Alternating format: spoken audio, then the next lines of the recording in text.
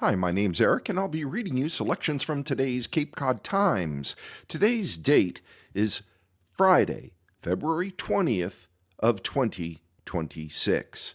And we'll start with the weather, as we always do. Across the Cape and Islands today, you can count on it being cloudy with showers in the afternoon, a little bit of rain. A high of 38 degrees expected, a low tonight of 31 degrees with snow, mainly early in the evening, maybe an inch or two. 31 degrees again, the expected low. Tomorrow, Saturday, mostly cloudy, rain in the afternoon, high of 35, a low of 25. On Sunday, look for low clouds, a high of 36, a low of 31, no precipitation forecast. On Monday, very windy, on and off snow all day, high of 34, low of 23. And on Tuesday, mostly sunny, high of 36, low of 22. So, on Monday, we might have some snow. They've been talking about it being quite a bit of snow from Sunday into Monday. It looks like those numbers are being backed off a bit, and it will push off and maybe not hit us quite as hard as expected. The sun will rise at 6:30 a.m. today. It'll set at 5:21 p.m. We'll have 10 hours, 51 minutes of daylight. The moon will rise at 7:49 a.m. and set at 9:13 p.m. Heading to the front of the paper, where the lottery results used to be kept. They don't print them anymore. I believe it's because the Cape Cod Times goes to press too early to give you those lottery results, and if you ask for them, we certainly want to give you the latest results. We go to masslottery.com to give those to you.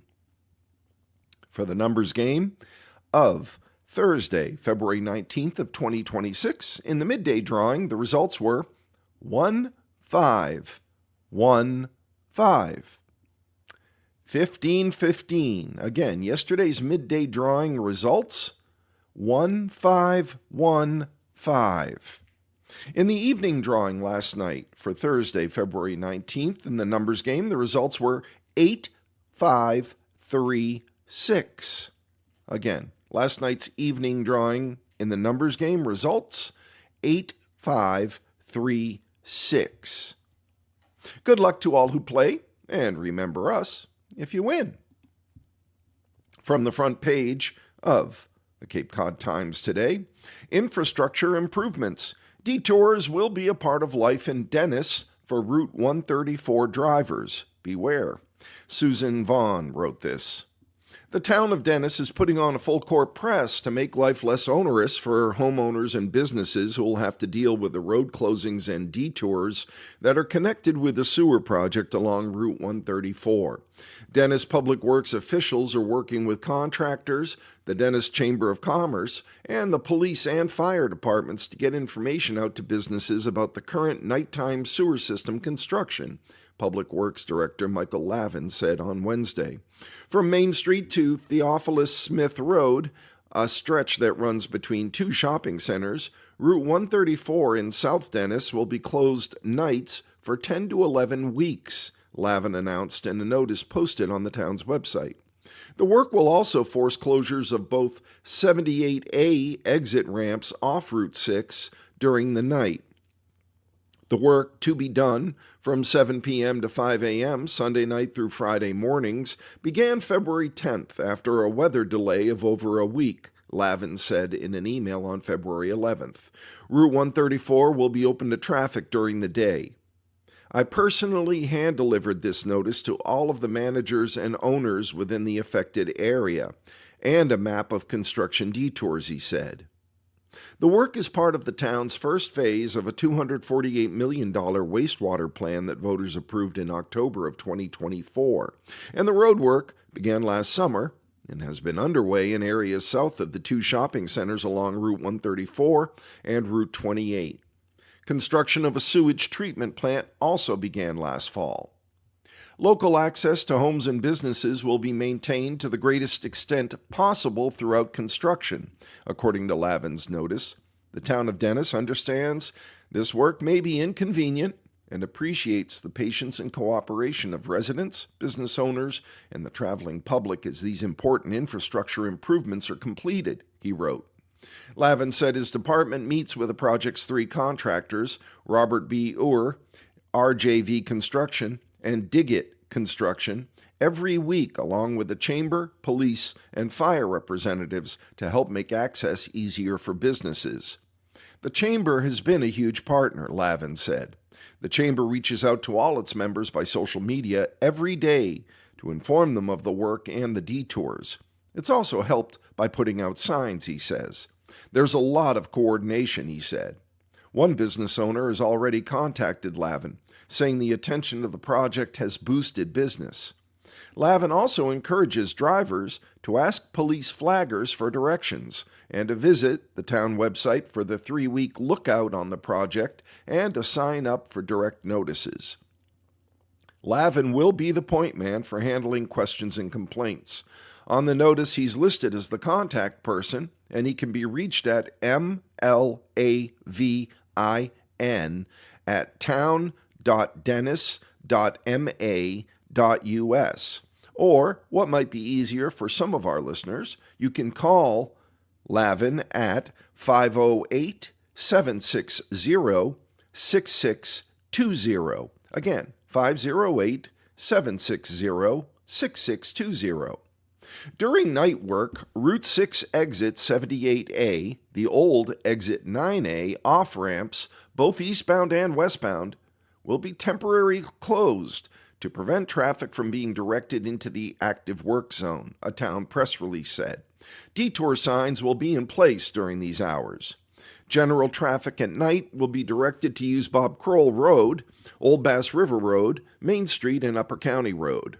Trucks will have a lengthy overnight detour route that directs them to use Airline Road, Old Chatham Road, Depot Street, Great Western Road, and Upper County Road.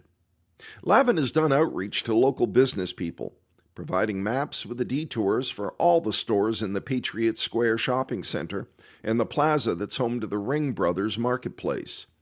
Patriot Square on the east side of the busy state highway has several businesses, including a large Stop and Shop, Marshall's, CVS, Jason's Restaurant, a liquor store and Burger King, and a Dunkin' Donuts and multiplex movie theater at the south end near Theophilus Smith Road.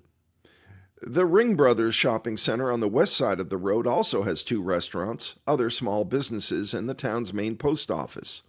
Seasons Shell gas station and convenience stores at the main entrance to the center also.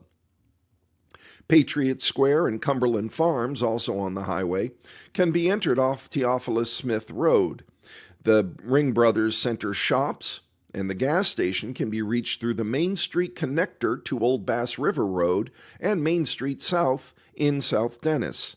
Chamberlain Real Estate is the only other business on Route 134 in this section to be closed at night. Most of the businesses in the Ring Brothers Shopping Center close before 7 p.m., so they shouldn't be too affected by the night work. Ring Brothers closes at 8 p.m. and D'Angelo's stays open until 9:30 or 10 p.m. An employee at D'Angelo's said she doesn't expect any problems with the road closing since customers and DoorDash workers know the other alternate access route. Stop and Shop in Patriot Square, which stays open until 10 p.m. Monday to Saturday, 9 p.m. on Sunday, had not been affected yet by the night work because it hasn't reached the main entrance, Assistant Manager Francis Grant said on February 11th. Since then, the highway ramps have been closed at night. A left exit from the shopping center onto Route 134 was already prohibited, she said.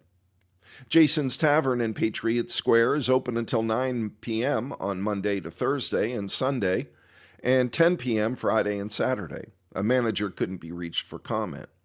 Dennis residents and other travelers can get weekly updates, detour information, and watch daily progress on the wastewater plant construction at town.dennis.ma.us/356 wastewater. They may also sign up to get emails on the project.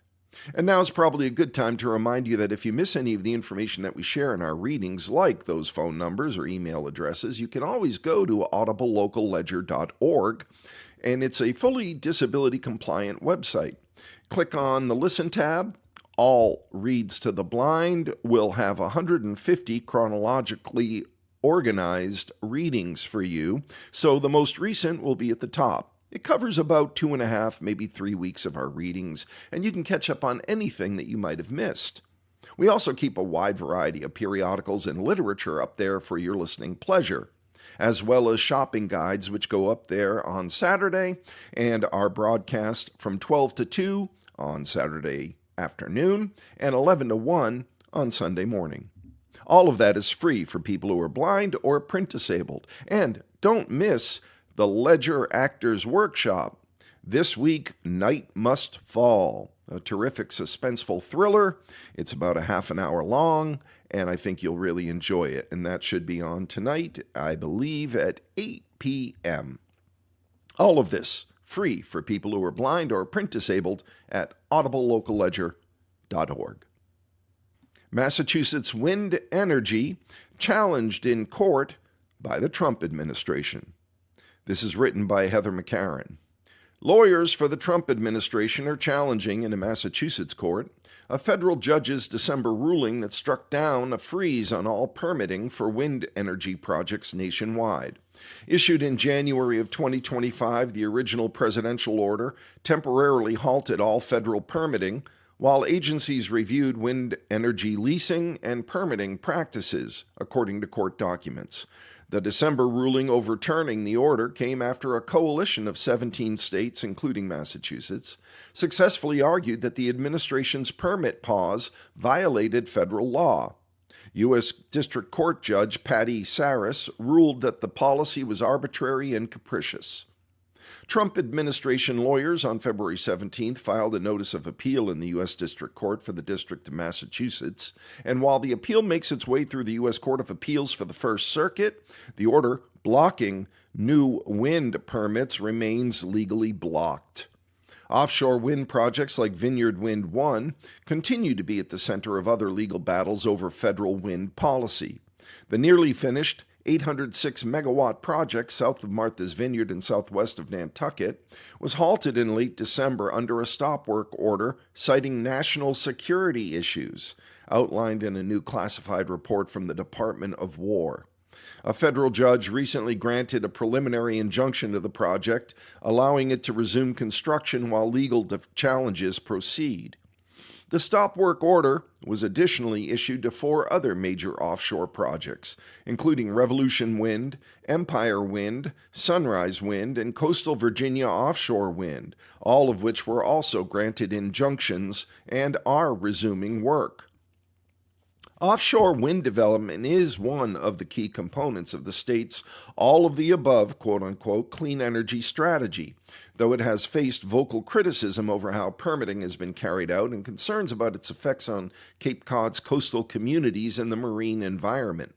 With 62 turbines, Vineyard Wind 1 is a joint project of Avangrid Renewables and Copenhagen Infrastructure Partners. Power from the project comes ashore at Covell's Beach in Barnstable and connects to the New England grid by way of a substation in Hyannis. According to court filings, the $4.5 billion project is 95% finished, with 61 turbines installed and 44 turbines already commissioned to produce 572 megawatts of the project's 800 megawatt capacity. The company is looking to finish the project, which has been under construction since 2022, by March 31st. The company told the court that remaining offshore work primarily includes installing the final turbine, installing sets of 3 blades on 10 turbines as part of a BOEM-approved blade replacement program, and bringing the remaining 18 turbines online. Vineyard Wind 1 stated it has removed all blades made at GE Vernova's Gaspé, Canada facility, which is the same plant that produced the blade that failed in July of 2024 and scattered debris into regional waters. Keeping it local, we move inside to the Cape and Islands section. King Richard's Fair owner and former landlord in court by Hannah Morse. Attorneys for the new owner of King Richard's Fair and its 98-year-old former landlord argued before a Superior Court judge in a duel over the attraction's lease and sale on Tuesday, February 17th. Lancelot Entertainment sued Alphonse A. D'Amico Sr. in May of 2025, claiming that he stymied lease negotiations in an attempt to create his own competing Renaissance festival. The business seeks damages and attorney's fees to be determined at trial. D'Amico followed up with counterclaims filed in that September. D'Amico alleges breach of good faith and fair dealing, unfair and deceptive trade practices, and negligent misrepresentation, and he also seeks damages. Attorneys for both parties appeared before Judge Beverly Canone in Plymouth Superior Court in Brockton to argue the merits of their claims. Canone took the arguments made during the 37-minute hearing under advisement. Is King Richard's Fair open? Through 2024, King Richard's Fair had operated at D'Amico's 80 acres at 235 Main Street in Carver since 1982. King Richard's Fair is a 16th century themed festival featuring handmade crafts, food, musicians, singers and dancers, minstrels, mimes, jugglers, whip artists, magicians, knights jousting on horseback, a royal court, and King Richard himself. It's a destination for thousands of visitors from Massachusetts, Rhode Island, and throughout New England. The fair was sold to Lancelot by its founders in August of 2024. The sale amount was previously undisclosed, but Avery Topol, an attorney with Sheehan Finney representing Lancelot, told Canone that King Richard's Fair was sold for $3.4 million.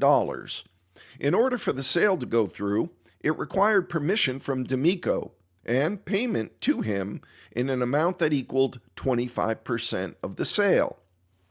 Afterward, the two parties were in the process of negotiating a new lease, as the old one would expire at the end of 2024. The parties don't agree on how this process shook out. Accusations of sabotaging the negotiations rent the land for the fair. During the Tuesday, February 17th hearing, Lancelot's attorneys painted D'Amico as a savvy businessman who torpedoed lease negotiations to buy time to create his own festival. In turn, D'Amico's attorney described Lancelot as a powerful entity taking advantage of a 98-year-old man who sought to leave a legacy for his family.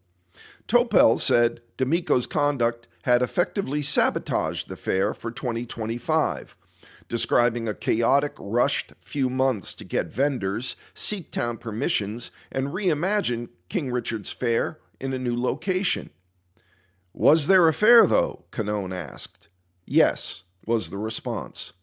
Part of D'Amico's argument was that he believed the $850,000 paid to him from the business's sale came from an artificially deflated sale price, and that he never saw financial documents to confirm that this was the true amount. We don't know what the specific terms of the sale were, and we can't plead that. That's the point, said Stephen LaRose of Nixon Peabody, who's representing D'Amico. Topel said that while D'Amico had a lease provision guaranteeing him 25% of the sale, it didn't mean he had the right access to financial documents, and that D'Amico's belief stems from comments made by an unnamed industry source and not from any specific facts. Additionally, court documents describe a memorandum of understanding that the two parties had signed agreeing to a 10-year lease that would guarantee D'Amico at least $1.5 million in annual rent or percentages from various fair profit sources, whichever was greater. After D'Amico approved the sale, he claimed Lancelot reneged on this agreement and returned to him with a $400,000 annual rent proposal. Then they get him with the real kicker, quote unquote. That's when they tell him after they've got his consent, they say, guess what, Mr. D'Amico, if you don't agree, if you don't like our new deal, we bought the property next door, and we're going to move the whole fair over there. So take it or leave it, LaRose said in describing Lancelot's negotiation tactics. What about the Edaville family theme park land? That property that was bought was Edaville Family Theme Park, which Lancelot would ultimately purchase for $8.7 million in February of 2025, and where King Richard's Fair would relocate for its 44th season. Topel countered that a memorandum of understanding is not intended to be legally binding. He confirmed Lancelot did inform D'Amico in fall of 2024 they were looking into buying another property as lease negotiations dragged on. You can do that in negotiations. You can actually say, we actually found this better option, so you're going to have to do better or else we're going to go with that. And that's what happens in negotiations, Topel said. It's entirely reasonable for Lancelot to have explored these possibilities. Further, Topel said, Lancelot had every intention of continuing King Richard's Fair on D'Amico's property, and as a tenant, it did not have leverage. He told Canone that while D'Amico is claiming unfair and deceptive practices, these claims can't be made every time negotiations go south. If you start allowing these claims anytime a party backs out of a negotiation where things don't go well, then you're just going to be stifling free negotiations, he said. LaRose said that D'Amico did not have legal counsel at the start of the negotiations and that the Carver property was a key critical piece of his legacy. It's core to his family. He wanted this property to be in good stead when he eventually, hopefully not anytime soon, leaves this earth and leave it to his family. What King Richard's Fair's new owner, Lancelot, claims. In court records, Lancelot cited public records in its claims that D'Amico attempted to create his own Renaissance festival and stalled lease negotiations, culminating to a full stop in discussions on February 20th of 2025. This was the day after Edaville's sale to Lancelot was finalized. The records include the creation of a new entity called Camelot Renaissance Village Limited Partnership with D'Amico's niece listed as the registered agent on January 28th of 2025. The submission of a Town of Carver automatic amusement and entertainment license application and one-day special liquor license on February 23rd, 2025 for an outdoor live entertainment event with 8 stages for several dates from August through October of that year. Also, an email sent by D'Amico's niece to town officials on March 3rd of 2025, referencing a discussion of the possibility of hosting a Renaissance fair at 235 Main Street. In his counterclaim filing, D'Amico said each of the public record documents speaks for itself and denies any characterization that differs from or misstates its terms. Lancelot claimed that D'Amico changed the locks and prevented its representatives from accessing the property in early 2025. But D'Amico said they had no right to the property after the lease ended and locked the property once it became clear that Lancelot was not acting in good faith on a lease extension to protect it from further unauthorized access by anyone who could act with bad intent. The company alleged that D'Amico repeatedly made false statements to Lancelot and that his conduct constitutes unfair and deceptive trade practices. What former King Richard's Fair landlord Alphonse D'Amico claims. From D'Amico's perspective, he described hardball lease negotiations including misrepresentations, intimidations, and threats. D'Amico was to get at least $1.5 million in annual rent from Lancelot or various percentage of sales from the fair, whichever was greater. As part of the lease agreement, Lancelot was required to pay D'Amico 25% of the amount that King Richard's Fair sold for. He received $850,000, but then said he wasn't supplied with financial documentation to confirm that this was the correct amount. He believes that the sale price was artificially lowered to reduce the sale participation payment that was owed to D'Amico. Months after D'Amico agreed to the sale and signed the Memorandum of Understanding, he said that Lancelot came back on October 20th of 2024 with a draft proposed lease that sought to set the rent at $400,000. He said Lancelot shockingly suggested that if the parties could not agree on the draft lease, it was prepared to relocate our business. Lancelot also sent D'Amico a cease and desist letter that accused him of actively attempting to sabotage Lancelot's ongoing business operations at King Richard's Fair. Had D'Amico known the Lancelot entities were going to obtain his approval and then wholly disregard their prior representations and try to squeeze entirely different lease renewal concessions out of him, including drastically lowered rent, he never would have consented to the purchase, the counterclaim filing said. D'Amico claims that he continued to negotiate the lease until the full truth of Lancelot's intentions was revealed in its purchase of Edaville in February of 2025. He claimed he was unaware that Lancelot was in talks to purchase Edaville during its lease negotiations over the summer. Additionally, D'Amico claimed Lancelot stole a large wooden entrance doors and caused property damage. D'Amico claims include breach of contract, breach of good faith and fair dealing, negligent misrepresentation, as well as unfair and deceptive conduct. In a motion to dismiss, filed in November of 2025, Lancelot says that D'Amico's counterclaims lack factual support and do not plausibly describe unlawful conduct. And we'll close our reading with two obituaries that are in today's Cape Cod Times of February 20th, Friday. The first is of Joan Nickerson of South Dennis, who passed on January 15th. She was predeceased by her husband, Norton Nickerson. She is survived by many family and friends. Inquisitive by nature, Joan liked to ask many questions, often leading to great discussions. An avid reader, knowledge and education were of high importance to her throughout her life. In retirement, Joan enjoyed courses at 4Cs through the Lifelong Learning Program.